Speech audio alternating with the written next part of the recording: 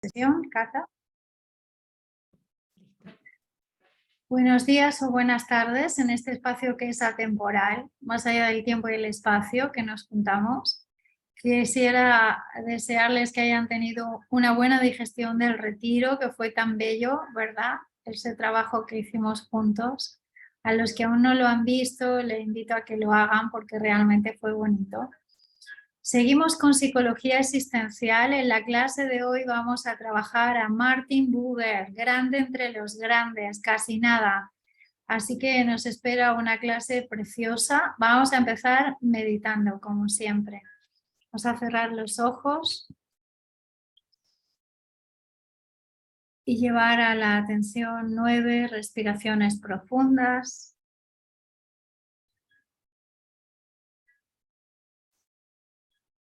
Si sienten que están presentes, lleven la mano derecha a su corazón.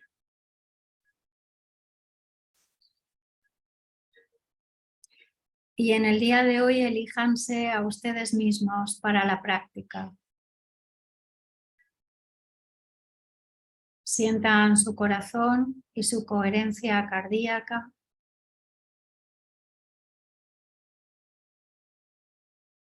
Sientan la congruencia de haber elegido meditar ahorita. Y sientan también cómo puede beneficiarles a ustedes y a las personas que aman e incluso más allá de los que aman. Vamos a generar la motivación de que esta práctica beneficie a muchos seres, en todos los tiempos, en todos los espacios.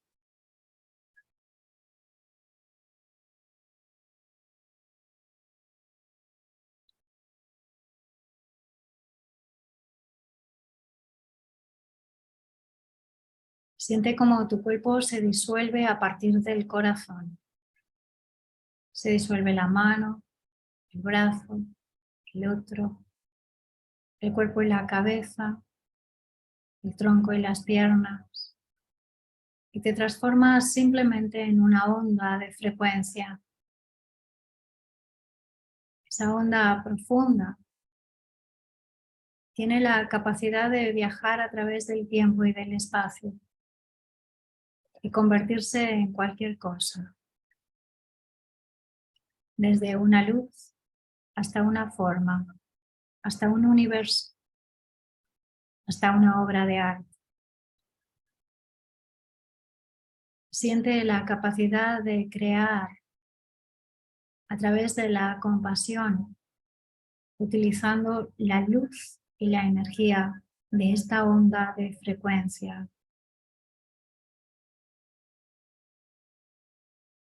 Vas a imaginarte o visualizarte, a percibirte o a sentirte en un nuevo cuerpo. Siente cómo actúas en ese nuevo cuerpo. Cómo son los órganos de senso-percepción basados en la compasión.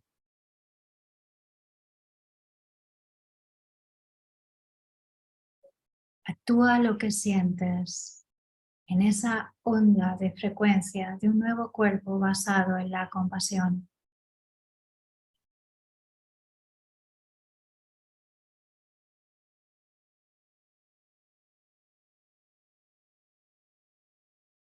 Aumenta la sincronicidad cardíaca con ese nuevo ser y percibe ahora tus emociones. Siente lo que sientes a través de una onda de frecuencia que sale de tu corazón, se expande hacia un nuevo cuerpo y genera un campo de compasión más y más grande.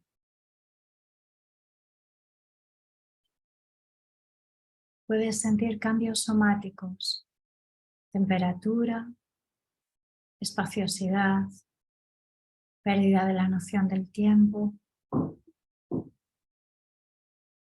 Cualquiera de estos indicadores están bien.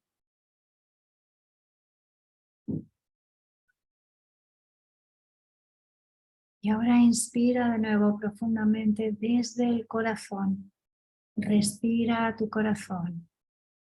Siente tu corazón como una luz, como energía que genera materia, la materia de un nuevo cuerpo.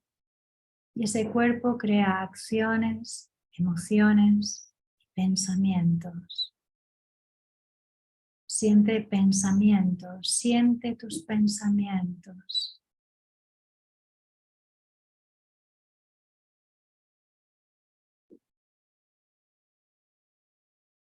Y en ese nuevo cuerpo, que tienes una nueva vida, puedes desplegar un mandala o una serie de círculos que son como los pétalos de una flor o burbujas en el espacio o cámaras en tu corazón, donde vamos a ver cómo creamos nuestros universos. Creamos, por ejemplo, una pareja. La puedes sentir y crear desde la luz de tu corazón. Creamos una familia.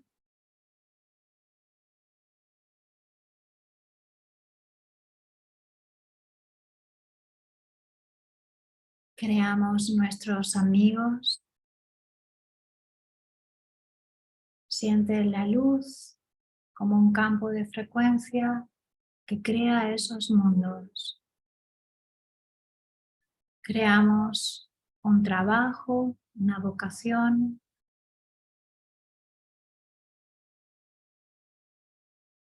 Y otros campos de frecuencia que desees crear.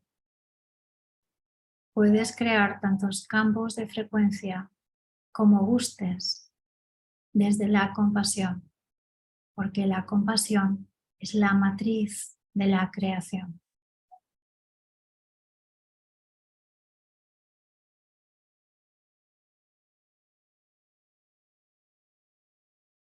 Puedes percibirte en ese mundo como si fueras un viajero a través del universo, que se conecta con otros campos de frecuencia, que se relaciona y que co-crea nuevos mundos. En todos esos mundos hay vida. Y la vida tiene su génesis en la compasión.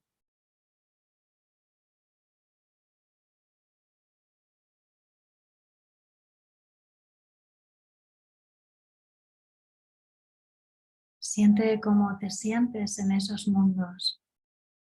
Ahí puedes elegir mandar la compasión a una persona, a un mundo, a una situación. Ahí puedes elegir pensar la compasión hacia ti, hacia otros, hacia el tiempo futuro. Y ahí puedes elegir actuar con compasión, tomar decisiones, comprometerte. Y en todo eso, hallar propósito.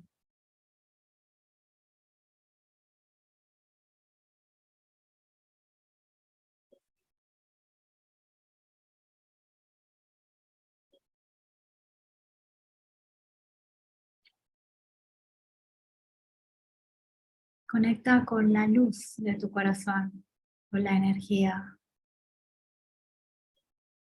Y en silencio nos decimos que nunca me vea yo separado de la compasión, de esta luz, esta energía que genera cualquier materia en cualquier lugar. Que nunca nadie se vea separado de la compasión.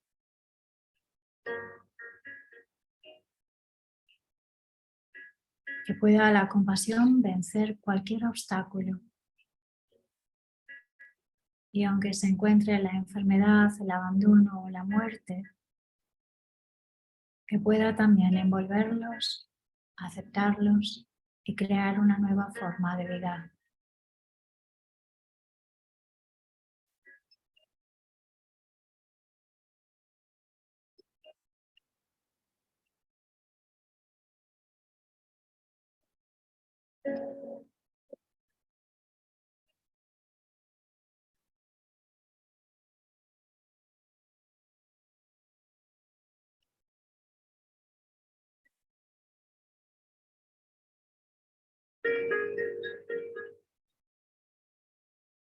Poco a poco vamos a abrir los ojos. Era nuestra meditación de inicio en esta preciosa clase sobre el Martin Buber y el sentido de la vida en la psicoterapia. Quisiera que tomaran notas, que ha sido el ejercicio para ustedes, o un dibujo, cualquier cosa que les salga de su corazón. Y Catalina, vamos a hacer grupos de 3 o 4 personas, depende de cuánto estén. Les vamos a dar 7 minutos para que compartan esta práctica. Incluso si llega alguien más tarde, no importa, lo incluimos en la práctica.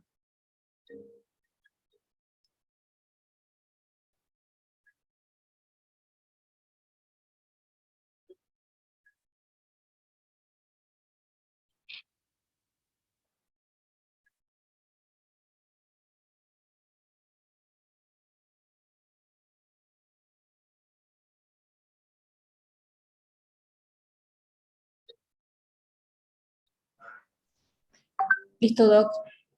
Adelante. Por favor, si alguien se queda solo porque algún compañero se fue por cuestiones de conexión, me avisa. Ahí vamos.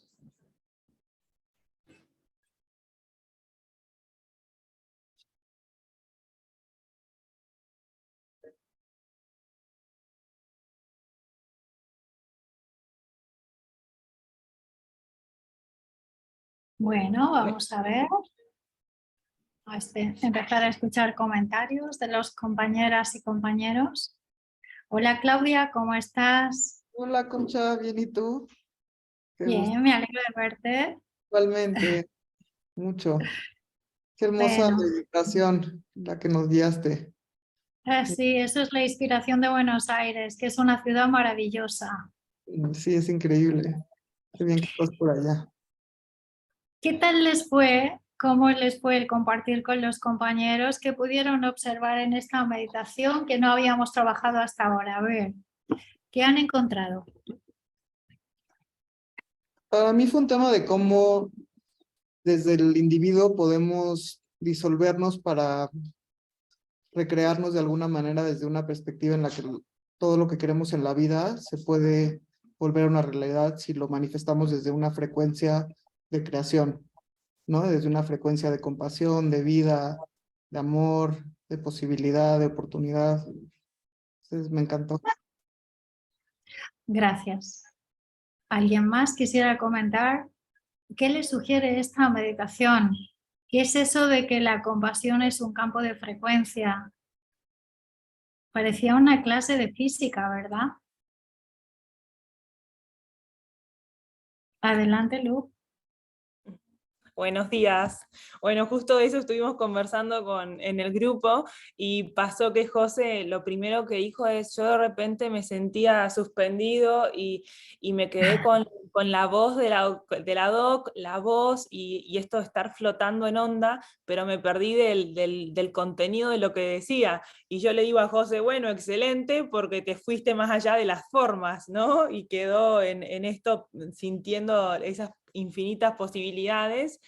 Y después comentamos desde la epigenética, que también dice que nosotros solo usamos un porcentual de la cantidad de potencialidades que tendríamos disponibles, y relacionándolo con la clase pasada, lo que decía un autor, la necesidad de hacer contacto y de integrar la muerte, porque si no a veces uno se cree infinito y distinguimos muchísimas posibilidades, pero no nos decidimos por ninguna, entonces no pasamos a la acción, no queda clara esa información. Me pasa eso también a mí, me reconozco en eso. Gracias. Gracias, Lu. Gracias por poner en juego los pilares de la neurociencia, ¿verdad? Hablamos de la empatía, de la epigenética, de la neurogénesis, de la bondad innata como 4 elementos fundamentales, sobre todo en psicoterapia contemplativa. Ustedes ya dominan muy bien los 4 componentes del bienestar. Esta clase es de Buber. Y Buber hay que quitarse el sombrero, si uno no tiene se lo compra nada más que para quitárselo frente a Buber, porque es no solo un pensador y un filósofo hebreo de un gran calado, sino porque en psicología marcó marcó unas diferencias que es imposible no tratar, y es la diferencia entre el yo y el tú, que es las diferencias relacionales, y también las diferencias entre el espacio. Pero también Martin Buber no solamente era un psicólogo y un filósofo, sino que era un cabalista. Entonces, dentro de la tradición hebrea, los cabalistas dominaban artes de la sanación que tenían que ver con la conciencia y tenían que ver con el espacio y con la luz. En la meditación de hoy yo les he querido invitar a que pongan atención a su neurogénesis, a la capacidad de crear una nueva génesis desde el corazón. Es el corazón el único órgano que no toma cáncer. Es el corazón el que va a marcar las ondas de frecuencia en nuestra meditación. Cuando nosotros decimos llevar la atención a la respiración, es solo para olvidarnos, como ha dicho José, para suspender los juicios. Me he olvidado de la palabra, eso es Buber, José. Y entrar en el sentir profundo, ¿verdad?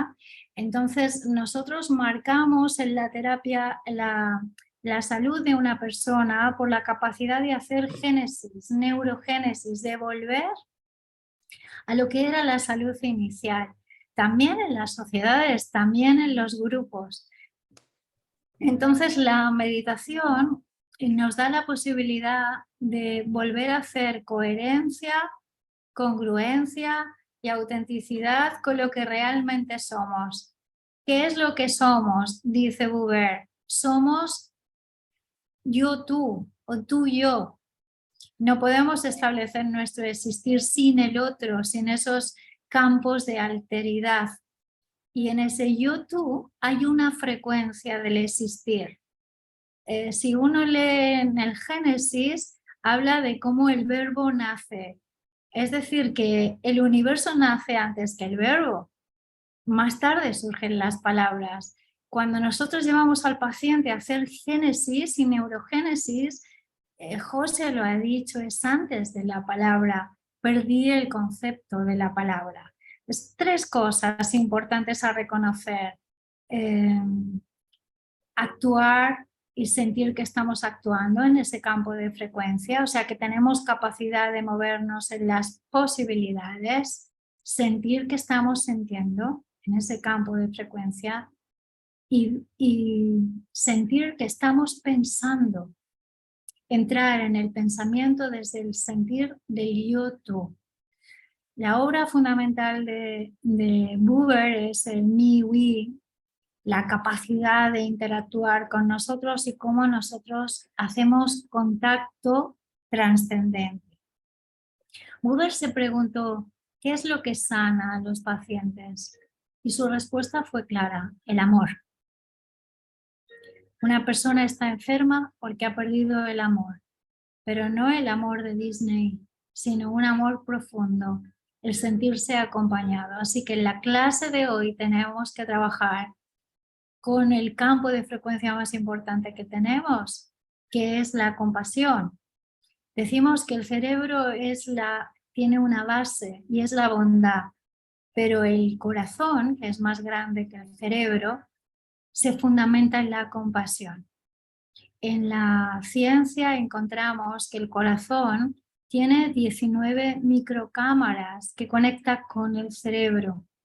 Y esas microcámaras son cámaras resonantes de la compasión. Podemos entender entonces que nuestra relación con los otros es un campo de compasión. Y ese campo de compasión lo que produce es amor. Y lo que sana a las personas es el fruto de ese campo de compasión. Gracias, Doc. Gracias, hermosísimo. De nada. Hermosísimo. Doc, y esa comunicación es aferente, ¿no? La comunicación cerebro-corazón sube y baja, baja y sube entre los dos, ¿no? Es una comunicación, fíjate que en la clase de hoy, de primero, hemos estado hablando de los órganos internos. Desde una dimensión más práctica empieza en nuestros órganos internos. Todas las medicinas orientales hablan de los órganos. Cada órgano tiene un elemento. En madera, agua, tierra, ¿verdad? En las prácticas orientales se habla a los órganos internos. Luisa, hablas al riñón, hablas a tu intestino, hablas al bazo, hablas al hígado, hablas al pulmón, hablas al cerebro y el que habla es el corazón. Entonces, la comunicación del corazón no se mueve por principios cognitivos aferentes o eferentes, sino por principios metacognitivos que se fundamentan en la compasión, y el logro es el amor. Buber hablaba del amor como realmente lo que es más importante en la terapia. Gracias, Doc. Y una última consulta de la clase pasada, que una de las preguntas es Irving Yalom, ¿qué es lo más importante de Irving Yalom? Y esto para consultarle si podría ser que justamente él introduce el concepto de la exclusión y del aislamiento, y que entonces si es una terapia existencial, tener esto de que no hay existencial sin un otro. Esto que también nos comentabas en el inicio, podría ser, ya sé que no hay respuestas correctas e incorrectas, pero sí podría ser. ¿Sabes?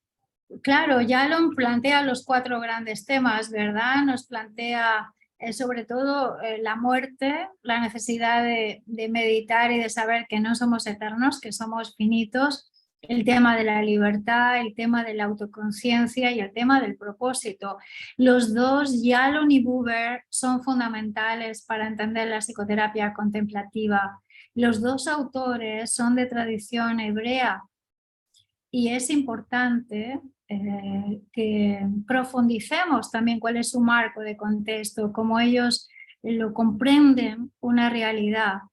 También si ustedes profundizan en otros autores que hablan de la psicoterapia contemplativa existencial, tienen a Boris Cyrulski en la psicoterapia de Dios. Catalina, por favor, ¿le puedes compartir a los compañeros el libro en PDF para que lo tengan? Psicoterapia de Dios. Como Cyrulski, autor de Los patitos feos y de otras obras sobre el trauma que él mismo vivió, la Shoah, llega al final de su vida hablando de cómo los niños sanan si tienen el amor, si sienten el amor. Él pone muchos ejemplos en su libro, por ejemplo, en Ruanda o en Somalia, cuando va a tratar a niños soldados y les hace una terapia clásica y no funciona, y ve que los niños se van a una iglesia, se sientan allí, están tranquilos y no había nadie que les atendiera. Entonces empieza a preguntarles a los niños, ¿qué es lo que encuentras en una iglesia que no has encontrado en la terapia? Y los niños le dicen, a Dios. Entonces, Cyrulski se cuestiona su trabajo después de toda la vida como terapeuta, se siente inútil y decide investigar en qué es eso de la psicoterapia basada en la fe.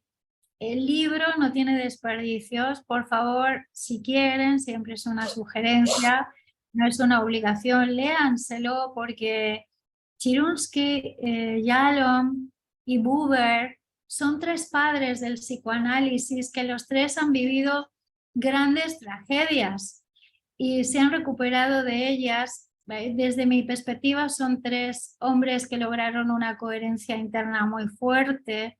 También tenemos otro psicoanalista, Idris Shas, porfa, Cata, pónselo en bibliografía en el chat. Idris Shas era iraní y era un psiquiatra que utiliza la psicoterapia sufi en su tratamiento, que él habla de una contemplación. Entonces uno se tiene que plantear, desde luego, en Buber nos tenemos que plantear qué es Dios. Yo espero que nadie se moleste en esta clase porque yo ponga en escena a Dios. Quizás lo pongo de una manera diferente. El concepto de Buber y Dios en la psicoterapia, y de Cyrulski y Dios en la psicoterapia, y de Yalom es un concepto diferente al que estamos acostumbrados en la tradición cristiana, ¿verdad? Por eso lo pongo en el mar. Hablamos de Dios no tanto como una entidad en el sentido clásico, sino como una forma de energía dialógica con el otro que nos hace tener más compasión y más amor. Buber lo define así, y son padres del existencialismo. Gracias, Luisa, por iniciar la clase con estas preguntas. Invito a los demás compañeros y compañeras si quieren añadir o preguntar algo sobre esto.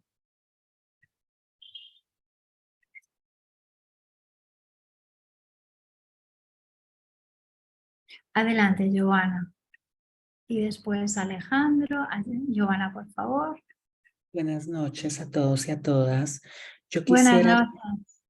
Yo quisiera preguntar cómo se conecta esto con la física cuántica, porque yo desde mi perspectiva sentí que era una meditación del yo cuántico al conectarnos con el campo de todas las posibilidades. Entonces, ¿cómo harías ese paralelo, Concha? Bueno, yo es que creo que si Dios existe es una energía que es capaz de viajar a través del tiempo y el espacio. En esta clase vamos a trabajar un sentido que es la espaciosidad. Y para sentir la espaciosidad es interna, es externa y es universal. Dice el Dalai Lama que la compasión es universal, pero los cabalistas también lo habían dicho, ¿verdad? Lo que nosotros sabemos de la medicina clásica y de la psicología desde una mirada occidental es muy pobre, Joana. Lo que nosotros creemos que es la identidad y el yo, Martin Buber te lo cuestiona y te invita a una comunión, que es un encuentro verdadero a través de las energías. Es una transformación que se da en el encuentro con el otro. El corazón, en esta meditación, bueno, el corazón siempre emite ondas de frecuencia que van desde alfa a beta, que son las más bajitas, hasta gamma e hipergamma, que son las más altas. Cuando nosotros meditamos, y yo os digo, pongan la atención en el corazón, no te digo llévala a la punta de la nariz, a sentir tu respiración como en el samatha clásico en Oriente, sino a sentir tu corazón. Ahí ya, Joana, tú estás haciendo un acto de coherencia interna, un acto de sentir tu corazón y sentir tu respiración. Eso hace que te comuniques. La comunión tiene que ver con la comunicación en 3 niveles. 1, con tus campos de frecuencia. ¿Quién eres tú? Energía. Se puede medir en ondas de frecuencia los efectos de la meditación. Y vemos que cuando tú meditas en la compasión, tus ondas pasan de alfa, beta a gamma e hipergamma. Cuando nosotros estamos sanando a alguien en terapia, emitimos en gamma e hipergamma. Cuando un paciente hace un insight, está en gamma e hipergamma. Si está en alfa y en beta, está en estrés. Entonces nosotros lo que hacemos es inducir a que vaya a campos de frecuencia donde conecte con gamma e hipergamma. Al conectar con el corazón, nosotros nos conectamos con luz. La luz puede ser una energía, puede ser una forma, puede ser un tamaño, y eso tú ya lo has visto en el método, cuando yo induzco a las personas a que creen energía, ¿verdad? Con la energía crear cosas. No me vale de nada decir tengo mucho dinero si no hago nada. Entonces la energía es lo mismo. Si nosotros no podemos crear con esa energía, Joana, enfermamos. Y esa creación son campos de energía. Ese campo de energía se nutre de luz. La luz genera energía, la energía y la materia no son diferentes, la energía y la materia no están sujetos ni al tiempo ni al espacio, y eso es quantum physics. Entonces, cuando nosotros vemos la meditación desde un punto de vista científico y también desde un punto de vista contemplativo, los dos, no negando el uno ni el otro, lo que hacemos es acceder a campos de frecuencia que son cuánticos. En el quantum vivimos en otra dimensión. Y en esa dimensión nosotros podemos crear desobediencia a la enfermedad, desobediencia a la muerte, desobediencia al trauma, porque la persona es libre de usar su energía y ponerla en otro lugar. El ejemplo más claro en las prácticas de compasión es la imaginería basada en la compasión. Cuando decimos, vamos a crear ahora un nuevo mundo, donde tienes otro cuerpo. Fíjate qué bueno para tus pacientes, ¿verdad, Giovanna? Tienes otro cuerpo, tienes otras emociones, tienes otros pensamientos. Entonces ya no tienes que pasar por el quirófano para hacer una reasignación. Tú puedes prepararles a ellos para esto. Te voy a dar una idea, y esta lo llevó a cabo un compañero mío en la Universidad de Parma. Él lo que hacía era trasplantar órganos del corazón y se daba cuenta que muchos de los pacientes no lo aceptaban, los órganos, los rechazaban. Entonces se le ocurrió a Carlo, ¿por qué no hacer terapia basada en la compasión antes de aceptar el órgano y no después? A ver si había más aceptación. Y se dio cuenta, Giovanna, de que algo que ya sabemos, que el corazón tiene memoria, que la memoria tiene que ver con la energía y la materia y por lo tanto con la luz. Entonces, si empezaba a trabajar con los pacientes antes de entrar un nuevo corazón y quitar el suyo, con darse autocompasión, sentirse suficientemente buenos, aunque tuvieran que cambiarse su corazón, y aceptar el corazón del otro, que era como el cuerpo del otro, la memoria del otro, la vida del otro, reducía el rechazo en un 85%. Entonces, yo no me puedo imaginar cómo puede ser hacer la reasignación y esos procesos que tú nos has descrito tan sabiamente, pero en este caso sirvió a los pacientes y también a los familiares que habían dado su miembro a un tercero, a aceptar que las memorias compartidas con ese familiar ahora se iban a transformar en el cuerpo del otro, en el corazón del otro. Entonces, Giovanna, cuando tú haces un cambio de reasignación, tú también cambias tus órganos internos, porque tus órganos internos tienen memoria. Entonces, esta práctica puede ser muy buena para esas personas para crear previamente, antes de la operación, Giovanna, un nuevo cuerpo, una nueva identidad, una nueva emoción, una nueva relación en el YouTube que Buber plantea y trabajar desde el quantum. Esto es demasiado profundo, Concha. Esto es too much, esto es muy profundo. Esto es You are so ready, my dear. Wow, mil gracias. Wow. Es muy importante que uses lo que sabes. Te pasaré algunos artículos sobre el poder de la imaginería. Por ejemplo, lo hemos aplicado en regeneración de los tejidos cuando un paciente se tiene que hacer una operación muy gorda, ¿verdad? Y hay mucho riesgo. Entonces lo que se hace es prácticas de la compasión. La compasión previa a cualquier operación produce mayor efectos de cicatrización, menos postoperatorio. Entonces es un instrumento de neurogénesis.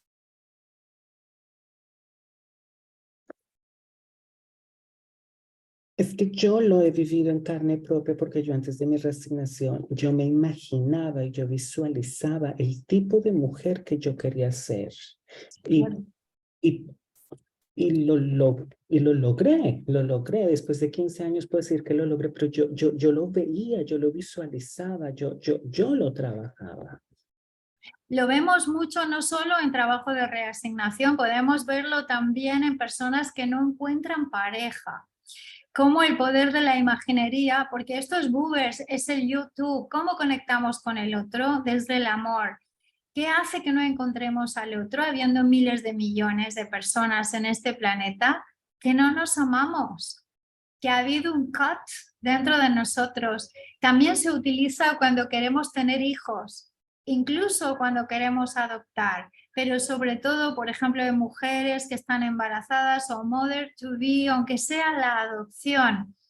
Es un proceso de usar, o sea, nosotros podemos usar un deseo de manera neurótica o un deseo, ponerlo en movimiento y hacerlo trascendente. El problema no es el deseo, tenemos que estar abiertos al deseo.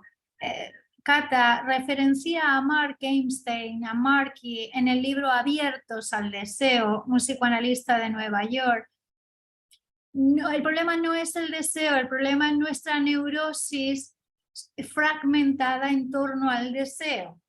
Entrar en los deseos siempre que no haga daño a nadie, ni tampoco a nosotros, no es ningún problema. Es un problema el creer que no somos dignos de esos deseos. Y estamos hablando de trascendencia, no de tener un carro, de tener una casa, pero sí, por ejemplo, tenemos derecho al amor, tenemos derecho a crear, tenemos derecho a estar vivos y sanos. Eso es un derecho. Entonces, ese concepto de salud tiene que ver con la neurogénesis, llevar a una neurogénesis a nuestras células y conseguir realmente regular quiénes somos. Y somos un yo cambiante, sea que cambie de sexo, sea que cambie de identidad, de aspecto, de país. Lo que está claro es el cambio. Entonces, cualquier cosa que no integre el cambio es una enfermedad.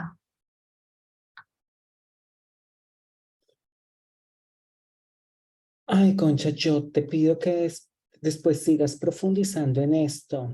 Últimamente te digo que cada tema que tocas, que hagas algo como de 3, 4 días, pero tienes que profundizar en esto, por favor, porque le harías mucho bien a la humanidad. Por favor, yo te lo pido, profundiza en esto.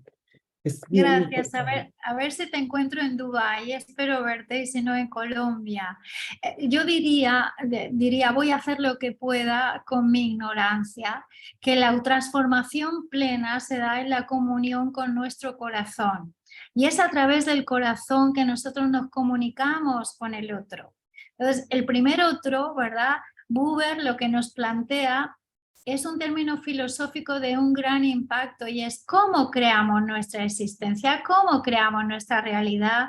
Buber es filósofo, es psicólogo, es también una persona que estudia profundamente, como he dicho, la cábala. Entonces no es simplemente un psicólogo, sino que es una persona que habla de que cualquier cambio empieza en una transformación interior del corazón y se centra en ¿qué soy yo en relación con el otro?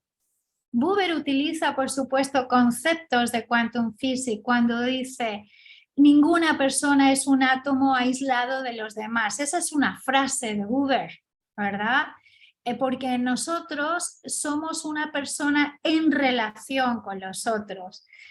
Einstein también habló de los términos de la espaciosidad, del tiempo y del espacio. Entonces, mi identidad como persona, ¿en qué se basa, Giovanna? En las relaciones conmigo, con mis amigos, con mi familia, pero sobre todo, él dirá, en la relación con la naturaleza y con Dios, Giovanna. La relación con lo esencial. Entonces, hay que decir que para él Dios es la relación con los otros. O sea, que Dios está en los otros. Entonces distingue como dos tipos de relación. La relación que es más mundana, que es el yo-tú cotidiano, y el ello como una persona trascendente. Entonces, cuando nosotros creamos nuestra identidad, todos de alguna manera, Giovanna, tenemos que crear nuestra identidad. Esa identidad se hace a través de la trascendencia sobre autoconocernos, quién soy yo, quién soy en relación con los demás y cómo no puedo estar separado de los demás para ser yo, cómo de bueno es ponerme en el contexto apropiado para ser lo que yo soy, ¿verdad? Para co-crear, para hacer esa neurogénesis. Y a partir de ahí Buber establece un tercer paso que yo creo que es importante y es tener la valentía de escoger. Entonces, cuando uno sabe quién es en relación a los otros, tiene que ser valiente de escoger. Y si no escoges, entonces es cuando te pones enfermo, ¿verdad? Podríamos decir que la enfermedad es todo aquello que nos aleja de la comunión entre yo y tú, yo y él, porque no hay ninguna distancia que nos separe. Y eso es quantum. Infinitas gracias, Concha. Gracias a ti. Alejandro, y luego le vamos a dar la palabra a Diana. Seguro que Diana tiene algo que contarnos también de Buber. Ella se ríe. Adelante, Alejandro. No, era para hacer mención de que hace mucho tiempo yo leí un libro que El Código del Corazón de Paul. Ahí lo mandé ahí es la portada, ¿no? Paul Hilton. Paul Pearsall. Es un Yes. doctor hawaiano, creo que basado en lo del... Y él hizo otro libro también de salud, de la salud desde el punto de vista de Oceanía, de todos los Polinesia, ¿no? Y entonces él desarrolla en otro el código del corazón, y lo que más me impactaba de todo eso es las experiencias que vivían la gente que había tenido los corazones de otras personas, cómo se daban casos, pero por montones. Parece que se cansó de contar porque eran casos de que, por ejemplo, una persona que ya tenía el corazón de otra, se afinaba o tenía contacto con gente del difunto.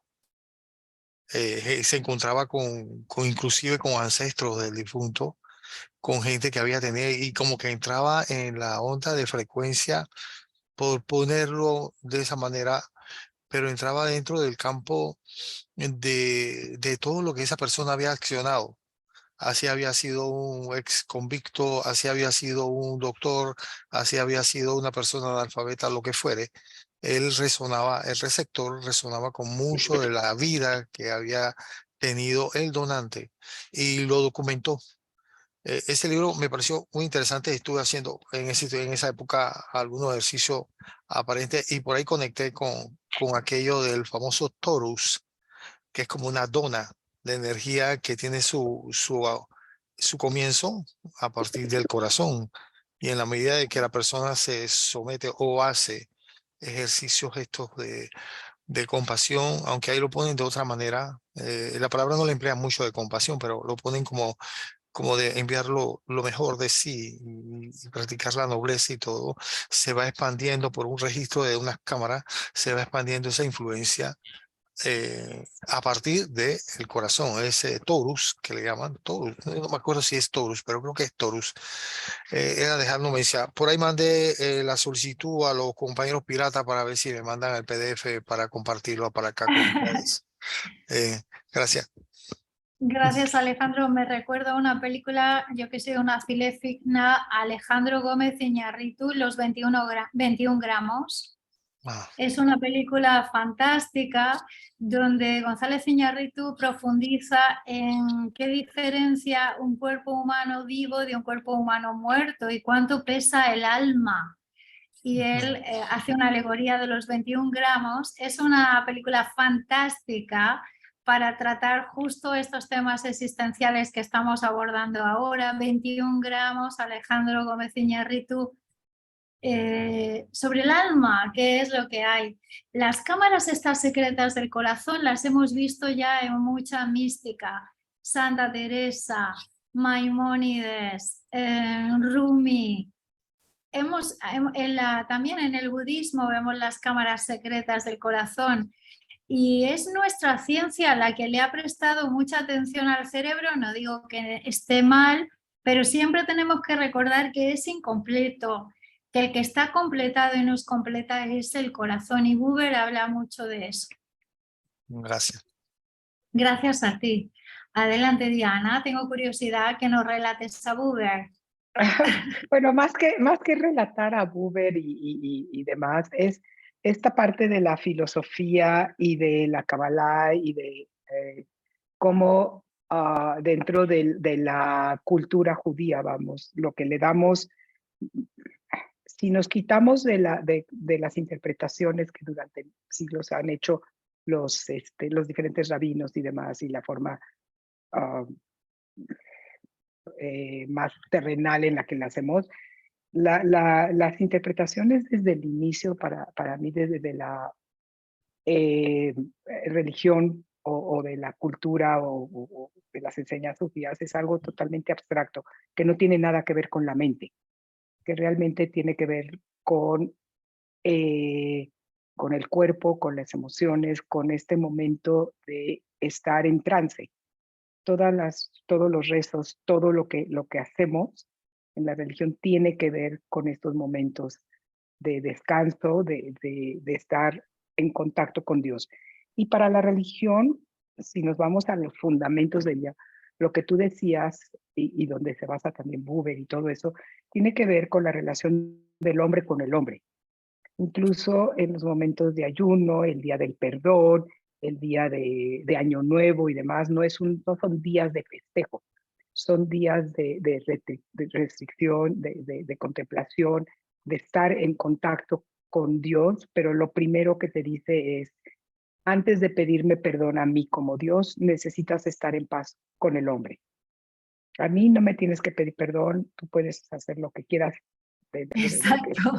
O sea, a mí no me tienes nada de que pedir perdón, pero el perdón viene hacia tu relación con los demás. Y ese es el día del perdón. O sea, no son festejos por inicio de un año o lo que sea, son celebraciones de mucha meditación y profundización. Incluso cuando tú vas al templo y los ves con sus tales y sus filactelias y demás, la gente está en completa meditación. Los rezos y demás no tienen que ver con otra cosa más que en entrar a ti mismo. O sea, cuando me dicen, ¿y qué significan los rezos? Es una llamada a Dios a que esté contigo, a que te acompañe en el día, a que esté ahí. Entonces, obviamente, cuando alguien como Spinoza, con su maravillosa interpretación que hace, como Buber, que hace, y toda esta tradición, se dan cuenta, desde mi punto de vista, y esa es mi propia interpretación, del poder sanador de estar en compañía rezando o estar en compañía meditando, lo transforman a lo que ellos han visto, ¿no? Porque además, como tú sabes, Concha, para poder llevar a cabo un rezo en la religión necesita haber por lo menos 10 personas. En este caso hombres, pero bueno, eso lo podemos discutir después. Pero tiene que haber 10 personas para estar en comunión. Incluso mi hijo está haciendo ahorita una serie de estudios hablando del corazón y demás, porque él es cardiólogo, investigador. Una de sus líneas de investigación es acerca de por qué los hombres que usan la filactelia todos los días, que son, me explico, los hombres judíos religiosos se ponen todos los días se amarran, vamos, a unas tiras con rezos que en el brazo derecho, y hacen una serie de rezos y de contemplación. En la frente hay uno en la frente y uno acá. Y traes rezos y lo que tú quieras, pero resulta que esto que se hace todos los días crea microinfartos, porque aprieta las arterias y demás al corazón y le crea microinfartos y los va preparando al corazón para un evento masivo que no reaccione de la misma manera. Le voy a mandar el artículo que salió publicado. Sí, mándalo al grupo. Mándalo al grupo. Mándalo para Está que en inglés. Está en okay. inglés, pero porque salió en el Jerusalem Post, pero él lleva ya muchos años haciendo esta investigación y tiene mucho que ver no nada más con el momento de ponérselo, sino todo lo que viene acompañado con esta meditación y estos rezos que haces diariamente. Entonces, digo, nada más trayéndolo así como el contexto y de explicar un poco más de dónde viene probablemente toda esta idea, de todas estas ideas y la formación de gente como Buber, como Spinoza, como mismo Einstein, que crecieron en esta formación, ¿no? Sí, yo quisiera, bueno, te lo agradezco como miembro de la comunidad judía, ¿verdad? Porque tu experiencia tiene además el valor de tu génesis. Cuando hablamos en neurociencia de neurogénesis, hablamos del Bereshit. y de la capacidad de volver a nuestra génesis. Y ese concepto en hebreo, el Bereshit, tiene que ver con hacer génesis del tiempo, del espacio y del encuentro. Hemos traducido muy mal todas las cosas, la Biblia incluida, y así andamos un poco como vacas sin cencerro, ¿verdad? Entonces, decir, por ejemplo, que en nuestro calendario, cómo nosotros ordenamos nuestros días, dirá Buber, influye en nuestra salud mental. Muchas tradiciones viven el ordenamiento de sus días desde una visión más contemplativa, por ejemplo en los ayunos, podríamos decir el Ramadán, o en Sukkot, como tú has dicho, o en la Pascua. Entonces, cuando un cerebro y el corazón tienen alineada cosmología y cosmogonía, cuando lo pueden vivir en comunidad, hay menos enfermedades y menos conflictos, y eso es importante porque se sienten integrados, ¿no? Esta capacidad de hacer génesis. Yo recomendaría también la lectura de otro gran filósofo que está un poco más lejos, que es Maimónides, pero Maimónides desde luego se considera el padre de la medicina. Vamos a ponerlo, Catalina Maimónides, en la referencia.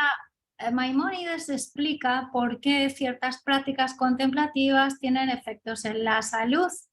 Por ejemplo, por qué las filactelias que no solo atan, sino que llevan un cuadrado con una oración. Y eso ya sabemos porque el Masao Emoto nos dijo que si poníamos una oración en un vaso, cambiaba los cristales del agua. Entonces, imagínense ustedes hacerlo cada día, el impacto que puede tener. No quiere decir que lo hagan, simplemente que comprendemos, y esto es un poco la pregunta de Giovanna, cómo en una tradición contemplativa donde hay filosofía, psicología, práctica y medicina bien explicada, podemos entender que no es una broma, sino que tiene su razón, aunque no lo entendamos. Lo vemos desde fuera y decimos, ¿qué estarán haciendo? ¿De qué tribu salió? ¿No? ¿De qué onda? Pero en realidad tiene un sentido. Por ejemplo, en la tradición islámica sabemos que el Ramadán, el ayuno, provoca cambios en el cerebro. O sea que es bueno ayunar. Y lo que no es bueno es no ayunar nunca. Entonces, cuando observemos alguna tradición así contemplativa del otro que nos choque, podemos preguntarnos, ¿qué habrá de bueno en esa tradición? Voy a tener curiosidad para explorar en ella, ¿verdad? No sé si quisieras añadir algo más, Diana. Mira, más que nada es esta parte de, bueno, yo no soy una persona que sigue la religión, o sea, mis antepasados, vamos, de donde vengo, no son personas religiosas, de hecho, más como eran más hacia a Spinoza y demás. Entonces, no es que yo siga el dogma o las tradiciones judías, pero las conozco a fondo porque por lo mismo, ¿no? Porque para decir no hay que saber a qué le dices no.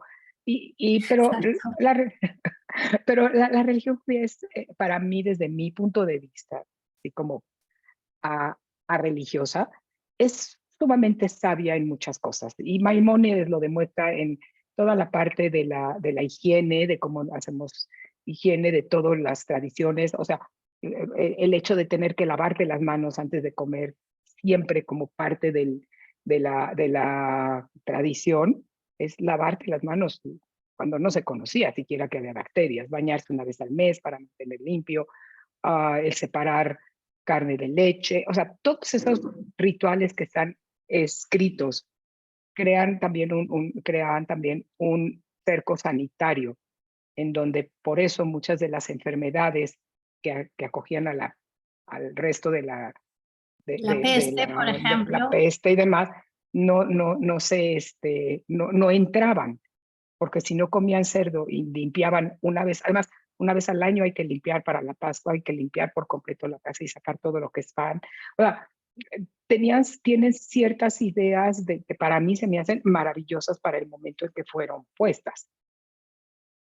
Y en eso me parece que, como tú lo has dicho, hay una fortaleza y hay mucho que aprender y mucho que admirar.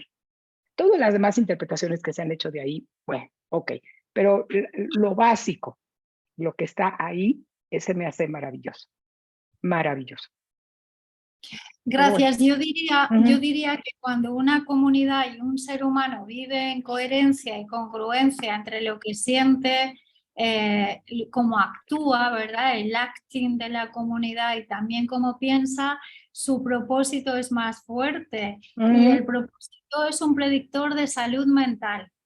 Buber dirá que en el principio fue la creación, el Bereshit, pero cuando habla del principio de la creación, y lo vamos a ver ahora, habla de la creación de un yo creador, de vernos a nosotros mismos como personas que podemos crear nuestro propósito. Yo sé que muchos de vosotros trabajáis en psicología, en coaching.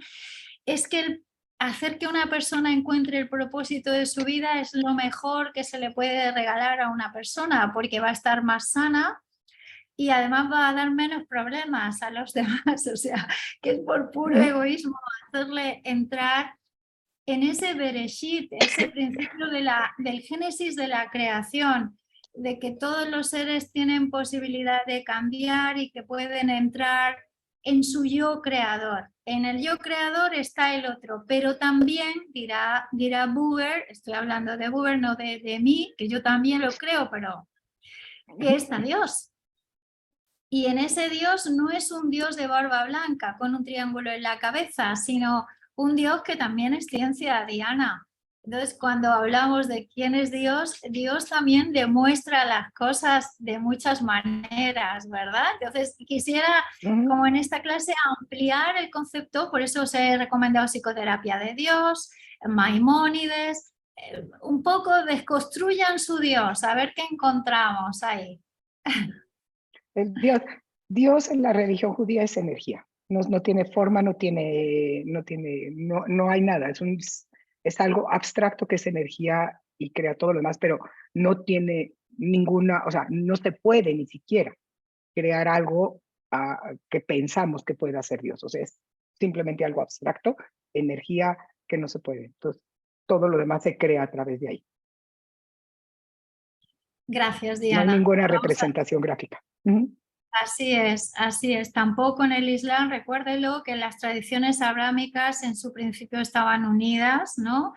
Los judíos estaban unidos hasta Ismael, que esa tribu se va hacia el desierto y luego más tarde crea Muhammad el Islam, con muchas partes compartidas, pero con muchas partes diferentes muy interesantes. Entonces, conocer al otro, interesarse por el otro nos hace ser más ricos en nuestras premisas. José Luis, me muero de ganas de oírte. Gracias. Bueno, en realidad estaba escuchándoles con atención y la reflexión cuando uno escucha va creciendo, ¿no? Lo que uno tenía como, se va enriqueciendo. Y pensaba en esto, y tú lo acabas de decir, de cómo el crear propósitos es un indicador de salud, ¿no? Y que tal vez por eso para mí tuvo gran valor y está teniendo mucho más esta también, la clase anterior cuando empezamos con el counseling existencial y el diálogo, porque se parece mucho a parte de la disciplina que llevamos adelante en el coaching de vida, y como señalabas tú, esa salud crece en otra dimensión cuando somos capaces de sostenernos en la pregunta y no en la pretensión de la asertividad, ¿no? Como decía recién, por ejemplo, ¿qué puedo aprender yo de estas tradiciones? Entonces, más que el encuentro de un propósito es el poder crear propósitos, quizás. Y en eso, mirando un poco lo que nos muestras de Buber, me miraba el mundo que habitamos y creo que también es de gran valor recuperar esto porque el concepto de relación, tanto como el de encuentro, Sí. creo que no solamente tiene que ver conmigo, contigo, con cualquiera de nosotros o con cualquier ser humano como persona, sino como nosotros.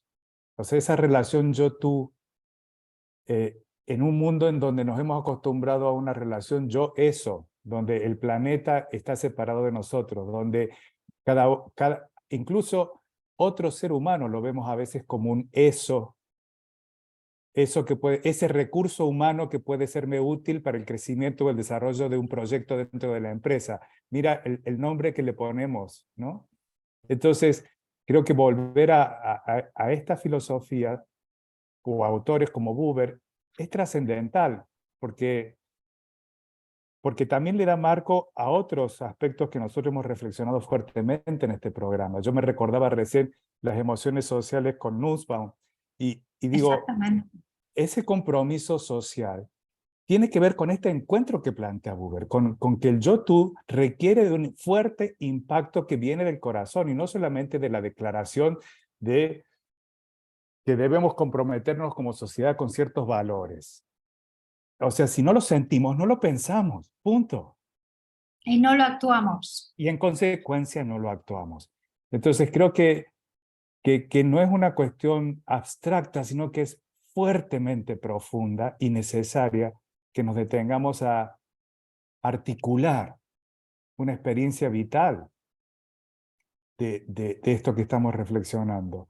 Y que tal vez este espacio, esta pequeña comunidad que somos, bueno, sintamos, pensemos y actuemos en consecuencia, porque finalmente trasciende incluso la dimensión de la persona humana. Yo interpreto a la relación yo-tú y al encuentro que plantea Buber como algo que va mucho más allá, como el encuentro de la existencia de la vida en sí. O sea, no somos separados del árbol, ¿no? Ese encuentro existencial, ese encuentro que se siente profundamente, es la vida en sí misma. Y creo que ahí está la noción que traías de Dios. Entonces, me parece que es fundamental este espacio de compartir, de reflexionar y de animarnos a articular esta reflexión. De, como tú dijiste, de donde sea que cada uno pueda generar lo propio, porque yo me parece, o no sé, no es que me parece, confío que esa reflexión nos hace sentir diferente, y ese sentir nos va a hacer pensar distinto, y ese pensar impacta en un actuar de cada uno de nosotros. Y si cada uno de nosotros genera una acción diferente, bueno, toda gota moja, finalmente, ¿no? Entonces, quería compartirlos así como me sale y como lo siento. Muchísimas gracias. Yo quisiera aprovechar tus palabras llenas de sabiduría para recoger, ¿verdad?, que Buber plantea el yo y el tú, y también la amenaza de que al no reconocer el yo y el tú, ahí luego lo vamos a poner en un marco histórico de dónde vivió Buber, qué fue lo que pasó, porque él nace en Europa y acaba en Israel, desde donde ahí ya se queda, como el yo-ello, cuando no encuentra la posibilidad de la trascendencia, convierte al otro en cosas, lo convierte en objetos, en productos, en cosas que puede tangibilizar, incluso monetizar. Pero quiero recordar ahora a otro filósofo, esto es el problema de pensar y de sentirnos que la cadencia no para, Byung-Chul Han. Catalina, por favor, lo referencias en el famoso libro que se llama Las no cosas. Entonces, Byung-Chul Han ya da un paso incluso más allá en su existencialismo, y es que ya no nos relacionamos con las personas como objetos, ni siquiera como objetos. Y entonces nos encontramos en la idea de una desmaterialización del otro, donde al otro le quitamos los afectos, le quitamos la posibilidad de que pueda experimentar, de tocar, de ver, de gustar, incluso de pensar, incluso de actuar. Eso lo hemos visto mucho en la tragedia del COVID, ¿no? Porque en Byung-Chul Han conectamos siempre, cuando uno trata a un autor, tiene que confrontarlo con otro a ver qué pasa, ¿verdad? Entonces, confrontando Buber con Byung-Chul Han, lo que vemos es que Buber ya nos había advertido que si no hay una buena relación del yo con el otro, del Bereshit, que si no podemos hacer esta génesis de nuevo, que es algo que Davidson también nos dice en su obra, vamos a entrar en las no cosas, que es la deshumanización. Y estamos en la transición de la era dice, ¿no? De las cosas a la ira de las no cosas, donde nosotros creemos que somos lo que posteamos o que somos los likes que los otros nos dan. Y eso nos está deteriorando el mundo en que vivimos, porque de un mundo que estaba sujeto a la cosmología y la cosmogonía, nos plantea ya Byung-Chul Han un mundo donde lo que prima son las no cosas, estamos vaciándonos de nuestro ser y a la vez perdiendo nuestra libertad, porque ya nos planteaba la muerte y la libertad como grandes temas. Al relacionarnos con el mundo como no cosas, ya no tenemos libertad, ¿verdad, José? Ya no podemos ser otra cosa que esclavos de la intangibilidad de las no cosas, porque nuestras relaciones con el otro son intangibles, son virtuales, ya no te puedo abrazar, ya no te puedo besar, ya no te puedo absorber o sostener. Entonces, el planteamiento de Buber en esta clase sobre el yo y el ello necesariamente nos tiene que hacer plantearnos cómo vivimos nosotros nuestra época de las no cosas. No sé si quieres añadir algo, José. Simplemente esto, que también va en relación a lo que nos mostrabas en la clase anterior. Esa relación con las no cosas, si la vivimos como relación humana y se transforma en eso, perdemos la libertad y también nos volvemos ciegos a nuestra capacidad de crear sentido. Totalmente. Me parece, ¿no?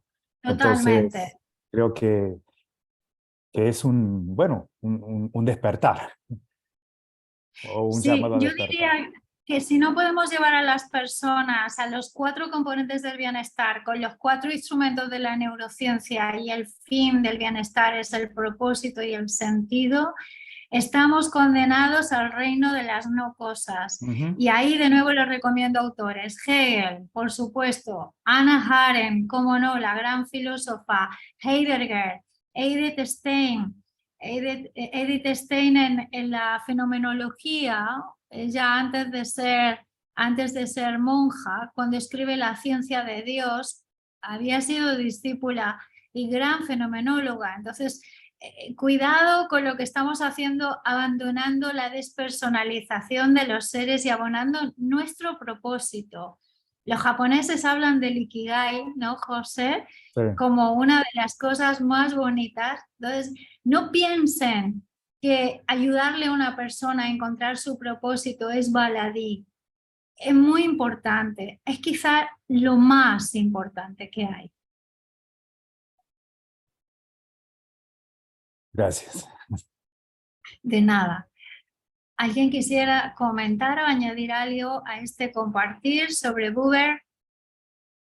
Bueno, adelante Alejandro, por favor.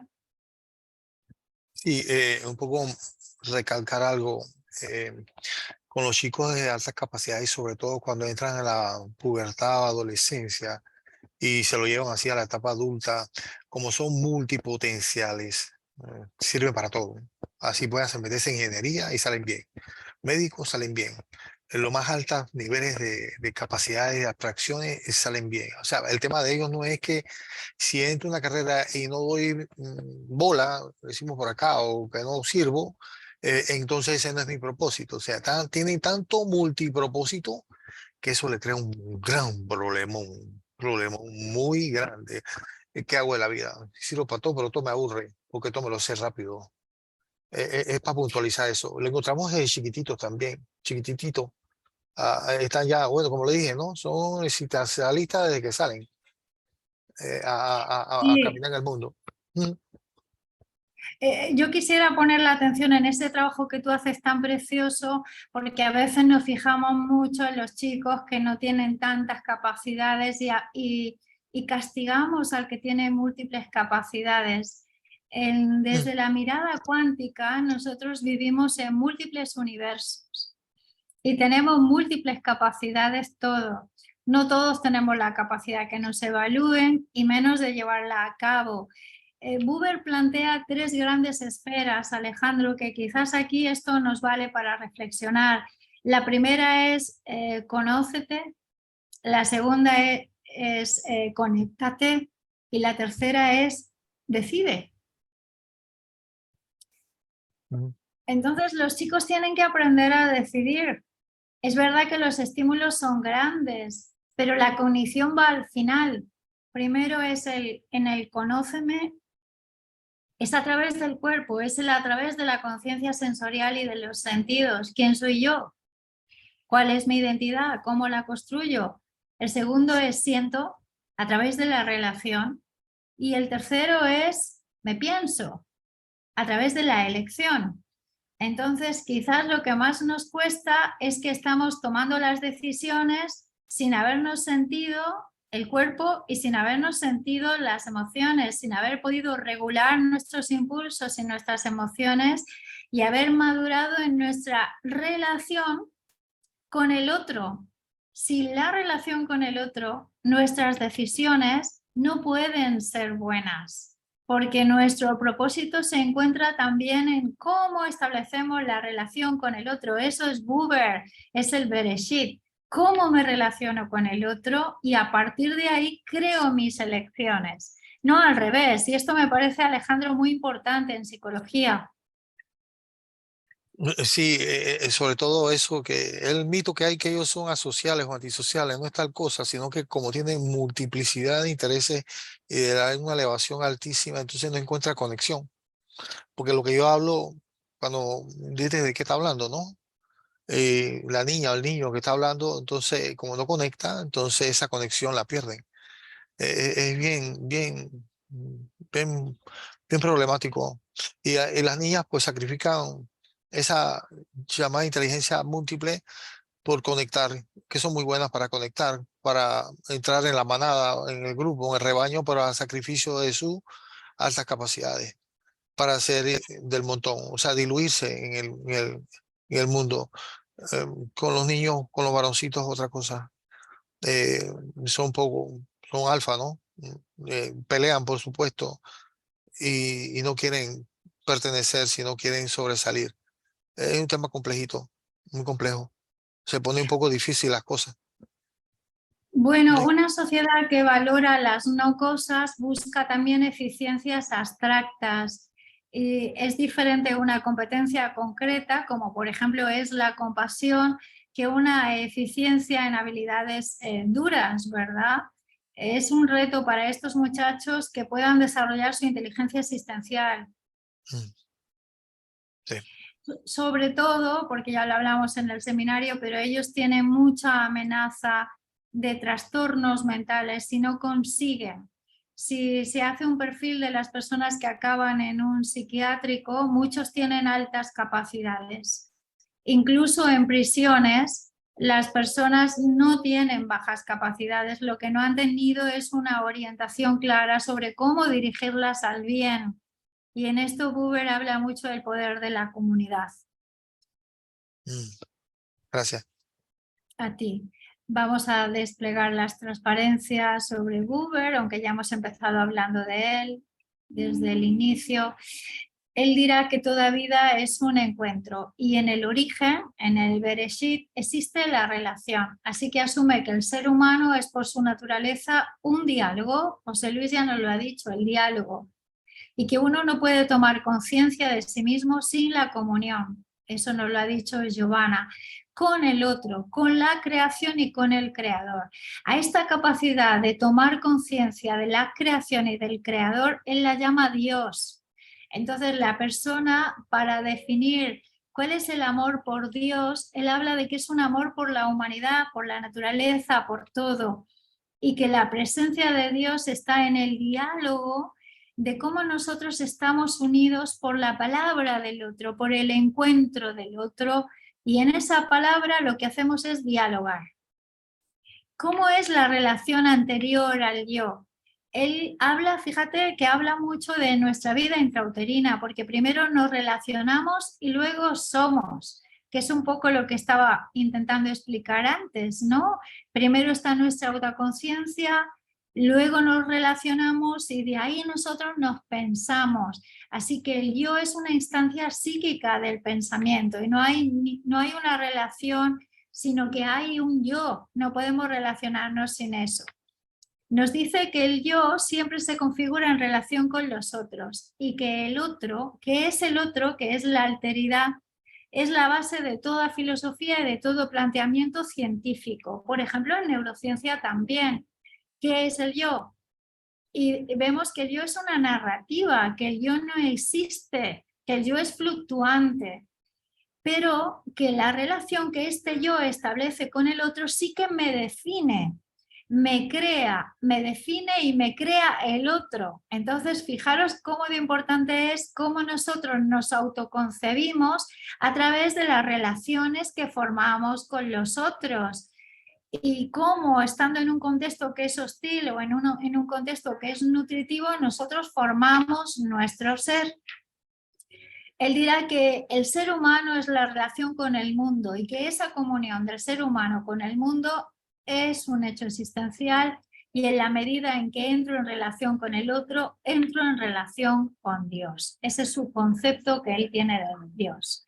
Si lo trasladamos esto a la neurofenomenología, él hablará de que el enojo con alguien es igual al amor a alguien, solo que en el amor yo puedo expresarlo abiertamente y en el enojo no puedo expresar ese algo abiertamente.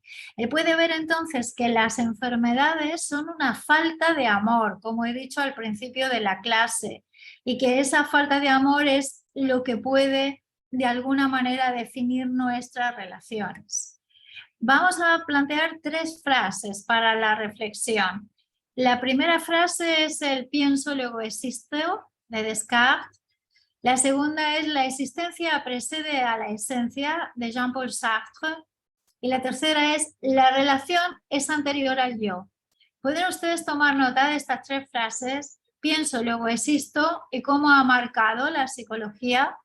La existencia precede a la esencia, de Jean-Paul Sartre.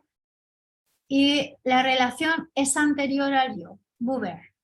Cómo marcan 3 psicologías y 3 maneras, desde luego, de entender la realidad completamente diferente. Vamos a hacer un trabajo en pequeños grupos. El trabajo es que elijan a una persona de su familia y de fuera de su familia. ¿Pueden tomar nota? Elijan a una persona de su familia y de fuera de su familia. Anótenlos en una página. Describan cómo son con cada una de ellas, con la persona de su familia y con la de fuera de su familia. Tracen una raya a ver si pueden descubrirse diferente con los de su familia y con los de fuera de su familia.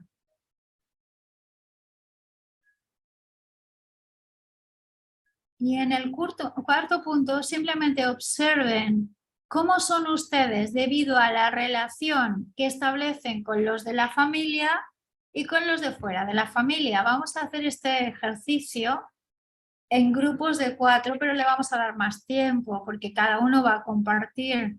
Les vamos a dar 10 minutos. El ejercicio se llama La relación me define, Martin Buber. Catalina, en grupos de 4, grupos de 3, 10 minutos.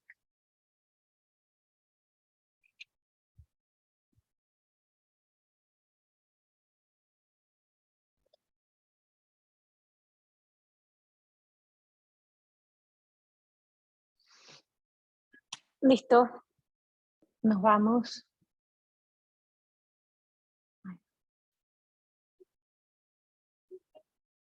Aquí podemos, adelante, ya estamos grabando de nuevo. Hola Lu, ¿cómo estás? ¿Cómo está la niña? Ahí la vemos, qué guapa. Bien, ¿Cómo bien. fue el ejercicio, Lu? Te vamos a dar la palabra. Vale, bien. Algo que estaba reflexionando y se me vino justo a la mente cuando escuchaba a Giovanna también y Alejandro, es que los bebés al inicio no tienen conciencia de estar separados de su mamá. sino que recién en los, si no me equivoco, eran 8 meses, 6 meses, que generan una conciencia y un proceso de duelo. Y yo dije, ¿qué? De que son distantes, son diferentes, y por eso es que sucede que es como que mamá por todas partes, es como que quiere estar más cerca porque es como una no aceptación, entiendo, al inicio de ser distinto, de ser otro cuerpo. Entonces, me parece interesante que hablando todo esto del yo, de la identidad, de nuestros vínculos, al comienzo somos uno solo con la persona primaria, la mamá, Yes. y luego nos separamos, pero se me viene la imagen como un espejo, ¿no? Como que hay una separación y alguna tensión, hay una separación, pero siento que es uno mismo. O sea, estoy un poco confundida, pero siento que va por ahí, por lo que estábamos hablando, somos en relación al otro ahora. Con Giovanna conversábamos también un poco esta experiencia de lo que pasa con el vínculo con los papás, ¿no? O con las mamás, de tergiversarse en el tiempo y ser distintos en el tiempo por las heridas que suceden. Pero eso no es lo que precede, ¿no? Era algo más puro y algo mucho más espontáneo, al inicio.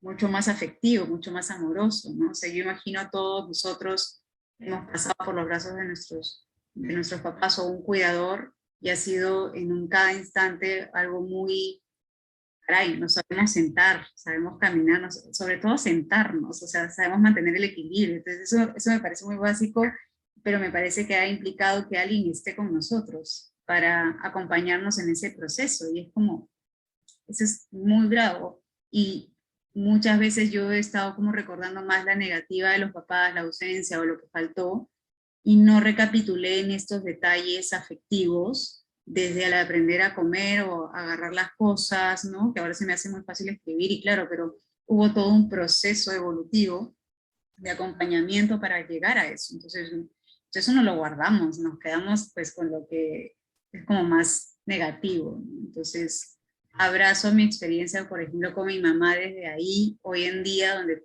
trabajo en el vínculo con ella, para poder disfrutar a Emma sobre todo, desde esa mirada mucho más, aquellas cosas que no recuerdo, pero que siento que sí fueron y sí estuvieron con ella, ¿no? Y que ella me dio a mí. Y nada, últimamente eso, una idea para redondear es que siento que hay mucho del otro con uno mismo. Es lo que siento, es como algo te dice el otro de ti. O sea, ayer en una sesión con una niña que se llamaba Luciana, de 12 años, estábamos haciendo fotografía terapéutica y habían palabras y fotos, y era muy clara diciendo, haciendo relación entre palabras y fotos. Decía, lo que pasa es que, claro, con esta imagen hay que ser clara, hay que hacer caso a nuestra intuición para poder elegir bien. Y era como que, ajá, o sea, yo sentía que me estaba haciendo una terapia a mí, y era como que, ya, sí, porque necesitamos mirar con amor a las personas, y, claro, en compañía de nuestros papás, y tener, liderarnos a nosotros mismos, pero desde una mirada muy amorosa. Era como que yo estaba, o sea, me quité el sombrero, porque la niña me parecía muy conectada con su intuición, con su sentir, y simplemente me abrió la mente y me abrió más que nada el corazón, porque dije, wow, cómo nos vamos separando de lo más esencial. Y esta niña de 12 años la tenía súper clara de cómo elegir y cómo es éxito. Me dijo, éxito, claro, éxito es hacer lo que te gusta. Y también lo que no te gusta te puede empezar a gustar. Y yo, gracias, ¿cuánto te debo? Te pago la terapia. Exacto, exacto. Me recordabas uno de los psicoanalistas más famosos que se llama Winnicott, también hebreo de base. Winnicott habla sobre la intersubjetividad relacional y cómo nosotros somos lo que somos gracias a poder hacer duelo de aquello que nos trajo al mundo. Y esto que tú has traído aquí me parece muy interesante, porque nos lleva de nuevo al concepto de la Bereshit, que es de Buber, el concepto del Génesis y el concepto de la madre. ¿quién es nuestra madre? ¿Quién nos ayuda a nacer? ¿Quién es nuestro creador? Y en realidad tenemos muchas madres. No solamente la madre que nos ha traído biológicamente, en muchas tradiciones se dice que todos los seres son nuestras madres, porque todos los seres nos enseñaron alguna cosa y que a la vez nosotros todos somos madres, aunque seamos varones o mujeres, hayamos tenido o no, no importa, somos madres de todos los seres. También me trae a la memoria algo muy importante, Luciana, y es qué sucede cuando una mujer puede o no puede tener hijos, puede o no puede crear, ¿verdad? O incluso también un hombre, y cuando tiene que producirse la separación del hijo, que también es un duelo para la madre, porque la madre tiene que permitirle al hijo que ande y se caiga, que coma y se ensucie, que no sea suficientemente bueno. Entonces todo este concepto de yo y el otro y el yo creador ha sido un pilar fundamental dentro del psicoanálisis. Ahí está nuestra mejor estudiante. ¡Qué bella! ¡Qué bella! Gracias, muchas gracias a las dos. Hola, Emma. So sweet. ¡Ay, qué bella! Hola, bella. Nos busca la voz. Sí, está buscando la voz, ¿verdad? Está atenta a la voz. Claro, buscas la voz. Qué bello. Muchas gracias. Gracias por la presencia de la niña. Más comentarios sobre el ejercicio. ¿Qué ha sido ese ejercicio del YouTube?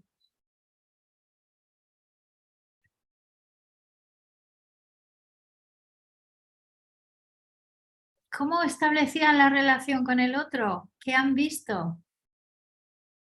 ¿Cómo el otro marcaba nuestras relaciones de lo que éramos? ¿Alguien vio algo que no había visto hasta ahora? Adelante, Lu. Bueno, con nuestros compañeros conversábamos sobre la cantidad de variantes en la personalidad que podemos tener con distintas personas y que por otro lado no es gratis exponernos a veces a relaciones que todavía están tan conflictuadas, porque eso como nos altera y nos contamina en un punto que después, si nosotros nos sentimos agredidos, de alguna forma, al menos me pasa a mí en lo personal, a mí me genera cierto miedo mi hermana, que no sé a veces qué va a decir, y después me encuentro yo misma generándole ese miedo a mi pareja. Entonces veo cómo lo que me hacen lo paso, y además que por mi trabajo a veces me lleva mucho tiempo volver a eje, y que a veces ya digo son precios que no quiero pagar, pero qué doloroso cuando pasa con un familiar como es un hermano, ¿no? Que uno dice, lo amo, quiero estar, quiero verlo, pero exponerme conlleva un precio, ¿no? La psiquiatra cuando hacíamos así terapia de familia con mi hermana nos decía, pero si ustedes todo el mundo afuera se llevan bien con todo el mundo, ¿por qué no pueden ser esa linda persona entre ustedes? Y yo a veces le decía, todo bien, Euge, pero a veces entre lo que uno plantea y la realidad y la posibilidad hay una brecha muy grande. El trabajo de conciencia que requiere a veces que esas memorias del pasado no se activen cuando vemos a esa persona, no ver todo el caos familiar que fue la infancia, ¿no? Que a veces es muy complejo, o los favoritismos que quizás mamá o papá le tuvo alguna, y que eso no se activa en el presente, es muy difícil, muy complejo, ¿no? Sí, yo quisiera poner aquí un punto porque hay puntos interesantes en Buber, como por ejemplo cómo hacer los duelos, cómo hacer la separación. Ya Luciana nos ha hablado de la separación que el hijo tiene que hacer con la madre, que es una de las separaciones más duras. La muerte es otra separación.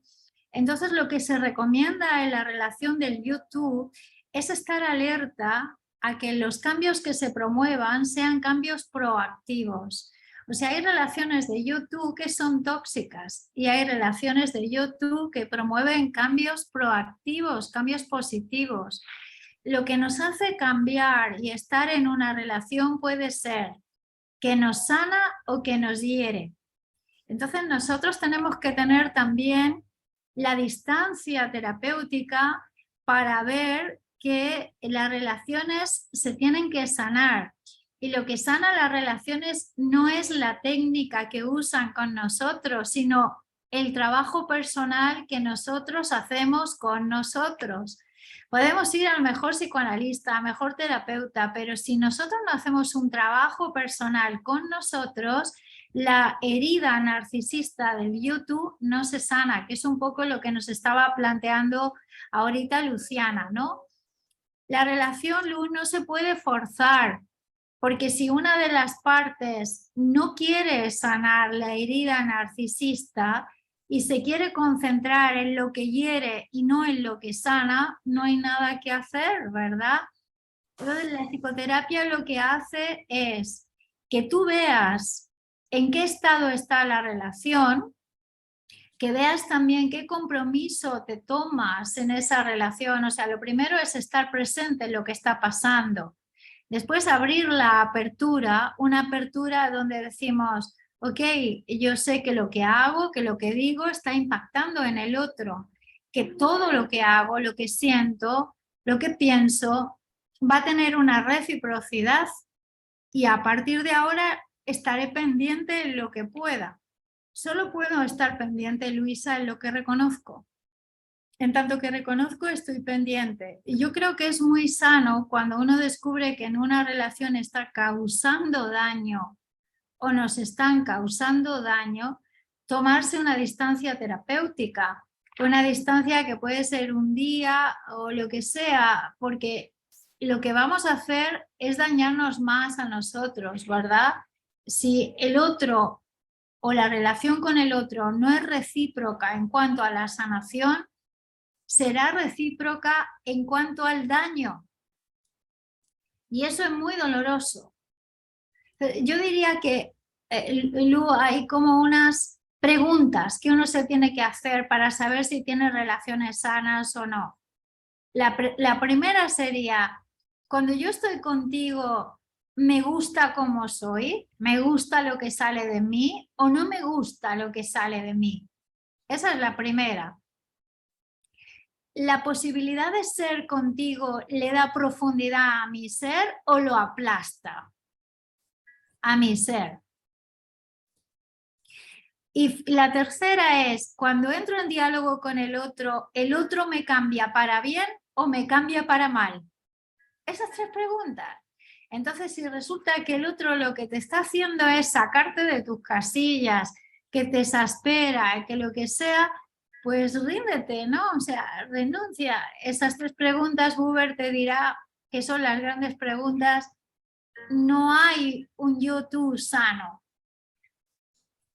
Me súper ayudó, me las anoté a todas. Muchísimas gracias, me las voy a dejar cerca para seguir masticándolas. Esa es una. Y la segunda, él lo llama el ejercicio de las 4 preguntas, y es: en toda relación uno se debe de plantear, ¿qué puedo saber de esta relación? ¿Qué debo hacer? ¿Qué espera el otro de mí? ¿Y qué hace esta relación con mi ser? Si, por ejemplo, lo que el otro espera de mí anula mi ser, pies para que os quiero, ya te estás yendo. Son las 4 grandes preguntas. ¿Qué puedo hacer? ¿Qué debo hacer? ¿Qué me cabe esperar? ¿Y qué hace esta relación con mi ser? Muchísimas, muchísimas gracias.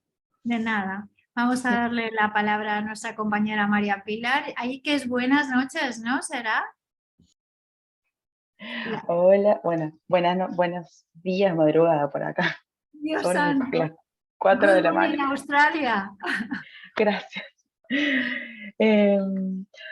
Bueno, dos cosas. Estuvimos hablando con los compañeros que el tema de que en la familia siento que por ser familia se transgreden los límites, como que no hay un límite, entonces es como que se pierde la individualidad, siento, y el hecho de el reconocer que el otro es una persona, que es un ser. Entonces es como si hubiera, como que podamos hacer lo que queramos con nuestra familia, es como si hubiera un permiso, siento, que, o sea, como,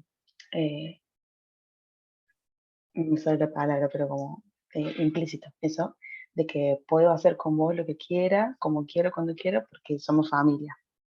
Y no vamos a dejar de ser familia. No te voy a perder como familia porque somos familia. Y yo eso me lo cuestioné mucho cuando era adolescente con mi papá porque teníamos una relación muy mala. Y yo llegué a cuestionar, bueno, vos sos mi padre porque de sangre, pero en realidad, ¿cuántos padres hay mm, que tienen hijos y que no tienen relación? Porque como que para mí no era algo que, eh, como que sí o sí pasaba eso. Y em, bueno, eso me estuve cuestionando el tema de la falta de límites y obviamente he podido ver em, la diferencia al relacionarme con otras personas, de sentirme como más relajada en cuanto a que no tengo que estar defensiva cuidándome y poniendo límites. En esto de, bueno, poniendo límites siempre, pero quizás sintiéndome más tranquila y no tan a la defensiva. Y bueno, les compartí también que en esto de estar viajando y al conocer tantas personas nuevas permanentemente, a mí me ha permitido ser mi nueva versión, digamos, y ir dejando atrás lo viejo, pero que en este momento, por ejemplo, he vuelto con mis amigos de toda la vida y a conectar con toda esta parte de la familia, o de la falta de límites, de la transgresión, de que yo puedo hacer como lo que quiera, porque total tenemos mucha confianza y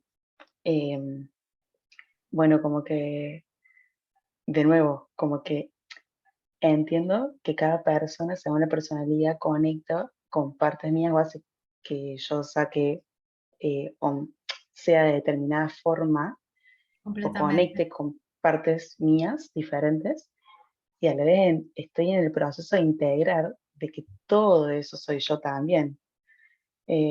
Como integrar las cosas que salen lindas y las que salen no tan lindas. Y a la vez me doy cuenta de que con la familia o en las relaciones en general hay algo en el miedo al perder al otro que determina cómo soy en un punto. Como que cuando no tengo miedo a perder, siento que puedo ser y poner límite y todo fluye, pero cuando tengo miedo es como si quisiera controlar todo y no sé cómo explicarlo, pero puedo observar eso, digamos, como en cuanto a las relaciones, que siento que son algo muy complejo y que todavía no puedo resolver, pero, o por lo menos a mí me resulta muy complejo relacionarme muchas veces porque es como que puedo observar y a la vez a veces me resulta poco fácil discernir, ¿no? Eh, y por otro lado, en estas preguntas que recién nos planteabas, em, pensaba, ¿qué pasa cuando la relación tóxica es con tu familia? Porque, o sea, yo entiendo que cuando he podido discernir en relaciones tóxicas con parejas, darme cuenta de que yo también estaba relacionándome así, por eso atraí ese tipo de parejas y dejar esas parejas. Pero cuando es tu familia, de hecho, me he ido de viaje alejándome de mi familia, lo puedo reconocer también, porque y me di cuenta de que la forma de relacionarnos era muy tóxica, pero bueno, es como que no es lo mismo porque la familia sigue estando ahí. Digamos, yo me puedo ir y si conozco personas a mi criterio tóxicas me puedo alejar, pero la familia siempre voy a volver en un punto. Y ahí es cuando siento como, ok, es el desafío para mí bueno, de poder poner límites, es como el aprendizaje, digamos. No sé si me puedo explicar bien. Gracias, gracias por tu comentario que es súper rico. Yo diría que hay que establecer desde la mirada de Buber, tu familia es la humanidad. no tu familia, e incluso todos los seres de la naturaleza, la familia no es con los que estás emparentados genéticamente. Ese es el primer error que nosotros tenemos en nuestras sociedades modernas. Nosotros hemos sido siempre criados por varias madres. Nos llevaban, nos zarandeaban. No sé, yo soy huérfana y a mí me criaron mis abuelas, mis tías, mis primas. O sea, tuve tropocientas madres, ¿verdad? Entonces, el primer error es creer que la familia es la fuente de nuestra relación del yo y el ello, es la humanidad. Hay familias que son tóxicas por sus dinámicas y hay familias que son sanas. Hay que entrar un poco en el análisis si esa familia nos da a nosotros apego seguro o un apego patológico. Y si uno llega a la conclusión, no es que la familia sea mala, sino que tienen dinámicas que no son apropiadas para uno, pues uno puede reconocer que sí, que comparte material genético, que sí, que comparte unos años de experiencia, pero no puedes limitar tu existencia a tu patrón genético.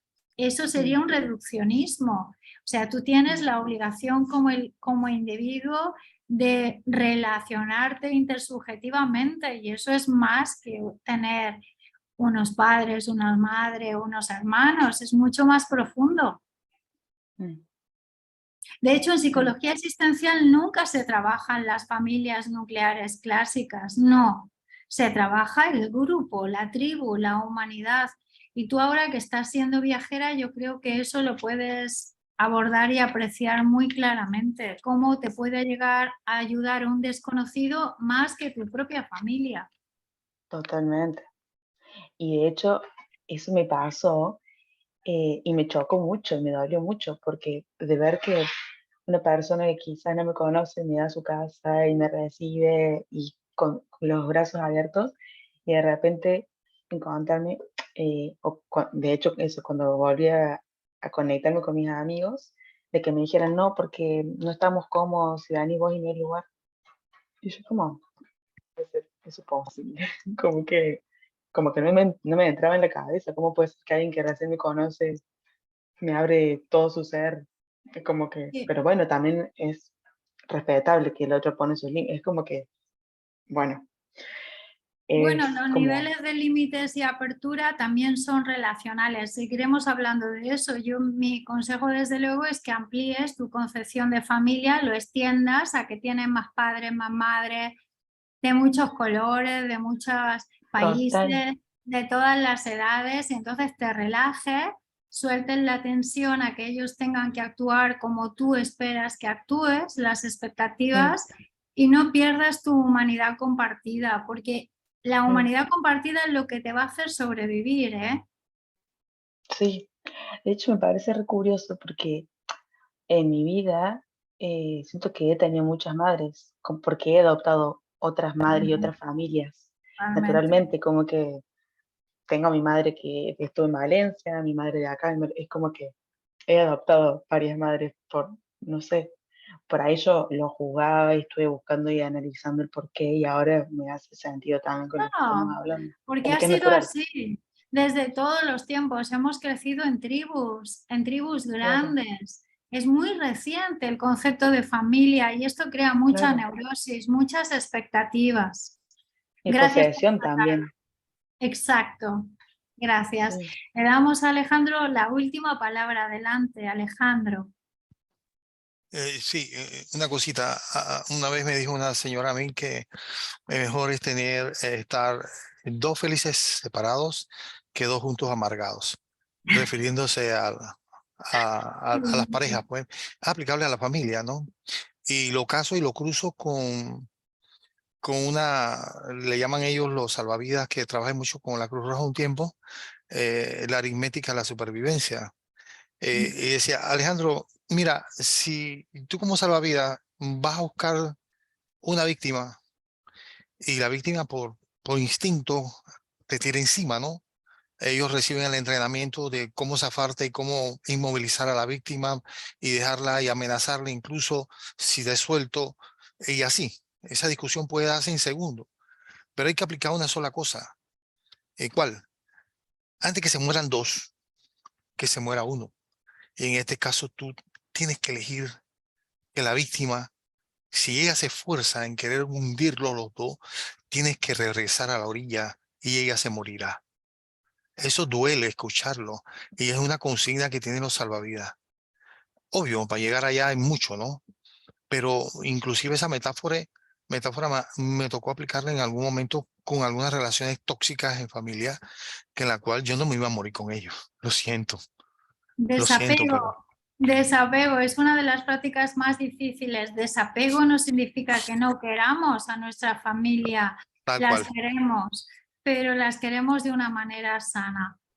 Ok, gracias. Gracias. Gracias a ti, gracias a todos. Nos vemos la semana que viene en todos los tiempos, en todos los lugares. Gracias, os quiero. Chao. Gracias, Concha, bonito día. Gracias a todos. Hasta luego, bonito día. Hasta luego. Gracias, cuídense. Gracias, gracias. Chao, chao. Chao, chao.